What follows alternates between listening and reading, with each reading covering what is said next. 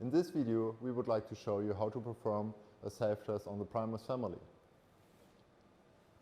To do so, you have to reboot the Primus. So if you want to perform a self-test and the Primus is still running, you have to turn off the device. In this case, the device is already off, so I have to start the device by pressing the on and off button. If you are familiar with the procedure, you of course can use this time for the visual inspection of the device.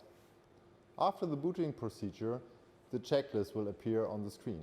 In case of a real severe emergency, you of course can skip the self-test by pressing the cancel test procedure so that you can serve your patient, and when he's well and not in need of the Primus anymore, you can do then the self-test again by rebooting the system. The screen will not appear if you cancel the self-test. To show you this, you don't have the opportunity to do the self-test again or to start the self-test procedure again. So now I have to turn the device on and off again to come to the self-test opportunity for the Primus.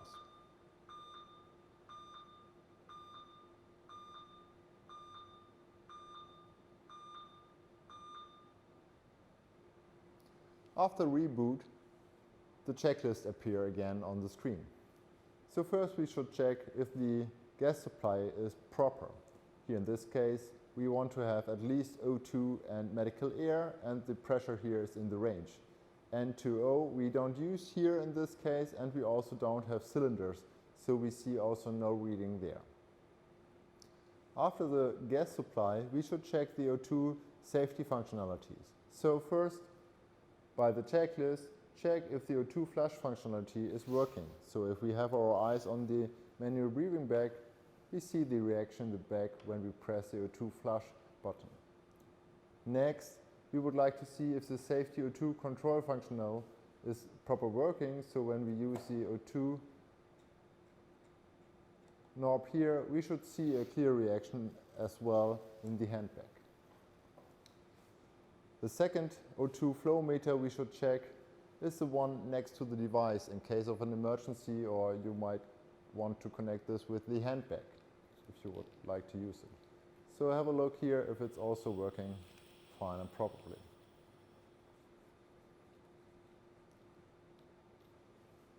Next on the checklist, we find everything regarding the vapor. So first we should check if the vapor is safely in place. Then, is the vapor set to 0? Is the fill level okay? And is the safety filler correctly locked? Next in line is of course the breathing circuit system. So very important to clarify here that the breathing circuit system is assembled correctly, especially in case you are using a reusable hose system. Here in place we have a disposable hose system, and we still have to check if this is all assembled correctly, and the inspiratory and the expiratory limb, and of course the handbag hose system is connected to the correct ports each.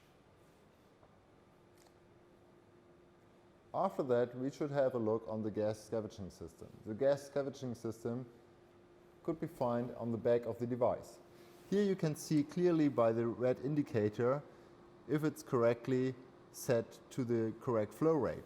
Here the red indicator should be between the two black lines on the flow tube. Next we should have a look on the soda line. So soda line canister should be correctly in place, and of course we should check if the color indicator shows us that there might be not enough capacity for our next case. So when this is the case, of course we have to replace it. Next we should check for the water trap. If there is any water in the water trap, we should empty it, because here we have the time. Then is the sample line connected correctly to the water trap and to the lure connector on the filter or on the elbow, and both is correctly connected. So this is fine as well. Next on our checklist is the suction unit. The suction unit is very important on any anesthesia device, so you should never underestimate to check this system. So here we have our suction unit on the side,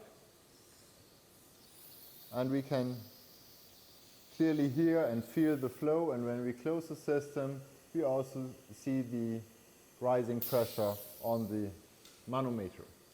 So the suction unit is working fine. Next on the list is to check if the emergency resuscitator is present and functional. And yes, this is the case as well. So now the final steps of the preparation for the self-test.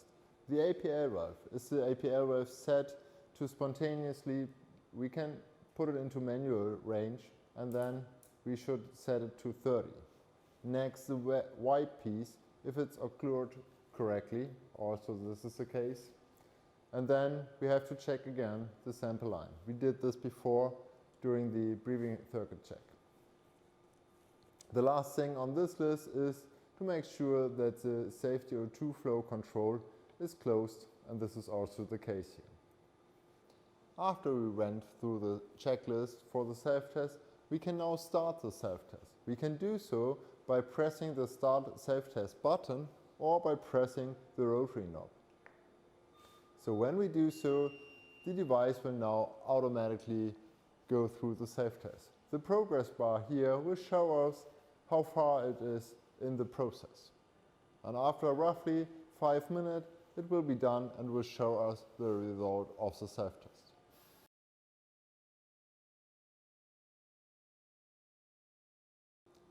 After the self-test, the device will switch into standby mode if the test was successful or not.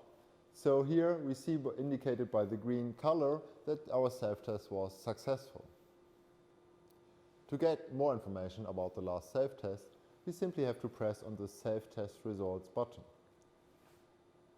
So now we see all the results or test results, measurement values from the self-test. To go back into the standby screen, we simply have to press the Exit button.